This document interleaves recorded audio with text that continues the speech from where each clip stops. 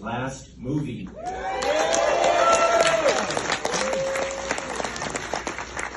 Directed by David Buchel. You can work that in later. So AFI Fest, this is our 38th edition of the film festival. We are, of course, a program of the American Film Institute out there on Northwestern Avenue. It is a thrill, a privilege, an honor to do the film festival each year and to share it with all of you. Thank you for being a part of it. I also want to make sure I say thanks to our big sponsors, our biggest, first up, Canva, our presenting sponsor, but also Fiji Water. Yes. They've done a lot to make this festival a success this year, and they're also just terrific partners to work with. I also want to thank all of our cultural and community partners who did so much to get the word out about all of the films in the festival. And I'd like to ask you to please join me in a round of applause for our amazing festival volunteers who have done a ton. Thank you. And then just a reminder, you're going to see some amazing things on screen and you're going to enjoy them, but if you could please be sure you put the phones away and don't resist the temptation to take them. I can't remember. That's a good thing. Did you edit since I saw it the last time? From South by we took out a minute and a half. You did, didn't you? Yeah. Yeah, I like it. I like it. It's good. You know, I mean, he's not incredible, but no, it shocked me the first time I saw it. I was kind of in shock. You know. Look, I didn't know I got that old. Well, kind of like is your light flashes before you were at supersonic speed, and this one, oh, and now they're there. Oh, okay. At the end. Yeah, it's a no, I gotta say, you know, as a movie maker, Dave pulled it off. And not only pulled it off, it's press and all of that great archival footage. It's like it's a media history trip too. And you guys were always a great interview, and I'm just curious. well, we were influenced by the Beatles, if you remember. Yeah, okay. The Beatles, they always had these very intellectual interviews. At least I was in there. Yeah, you too. Yeah, and so so the interviewer always became a part of our act. Yeah.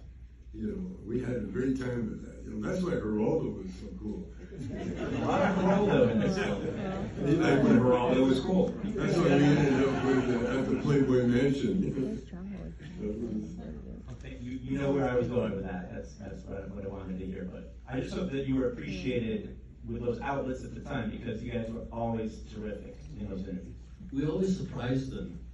Yeah, always Tom Steiner, always for the first part of the interview he has his real puffy questions, and then he starts listening to what we were saying. He starts to get intrigued, and then that's when you got the hook in them, and you can pull them up, and they go along with you for wherever you're going, and they get along. They hear the humor. Oh, okay. Better ask intelligent questions. One time we were on Fox and being interviewed by Bill O'Reilly. And he was a Cheech and Chong hater from way back. But we got him so good. We said, Bill, what if we're right?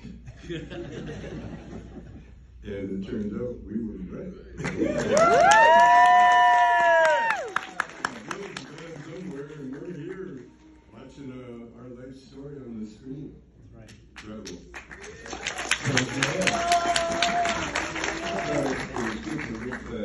The veil on the perception of who these guys are, because everybody knows them as their characters, and there's so much more.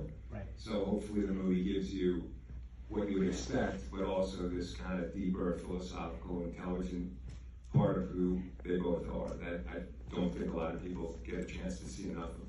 Right. Right. That's why there's so much more to the story for people to understand and to appreciate. Hardcore fans, casual fans, that you captured it. Thank you so much for this. First, it was about.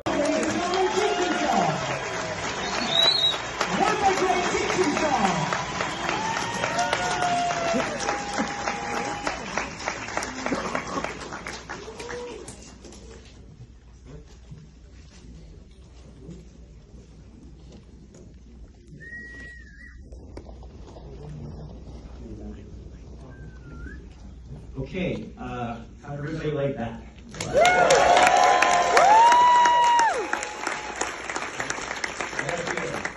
Would you please join me in welcoming back to our stage filmmaker David Bushell.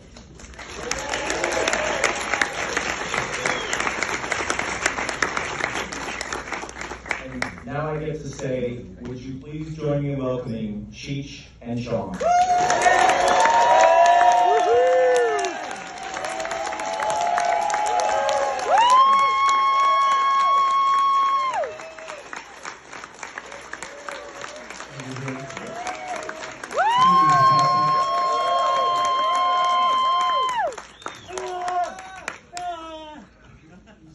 Welcome. Welcome. Thank you. That's all kind of good. We love you guys! Woo! Thank you for being here with our guests. Thank you for making this fantastic film. Congratulations on making this fantastic film. I want to just get things started with a few questions that I'd like to ask, but please be thinking of a question. I'm sure we're going to have some great questions from this audience, so please be thinking about what you might like to ask our guests, and we'll come out to you in just a moment. David, congratulations on this amazing work.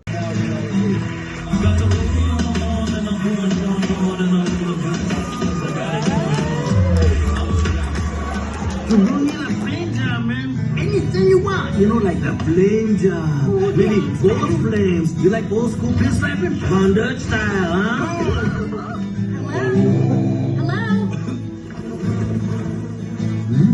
Hello, my name is... Ooh, you know, I'm gonna hit the pause button right there. Because we're all good on Bunny Scout cookies.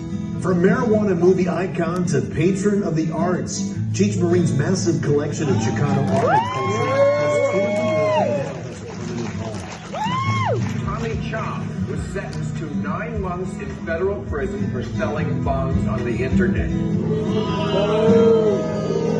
you want to just go relax, you could do that. But what Dave did, he went looking for that nerve that you usually don't touch because it creates too many other things. The nerve is called the truth.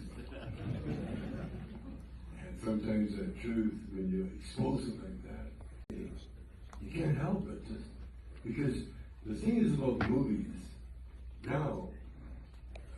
People talk about, you know, there's no movie industry. Oh yeah, there's a movie industry. But people, the audience, are getting so... Share with everyone, what was your introduction to CHEECH and CHONG back in the day, and what did it mean to you at the time? Maybe that evolved over time as well. Join me in welcoming to our stage, David Bushell.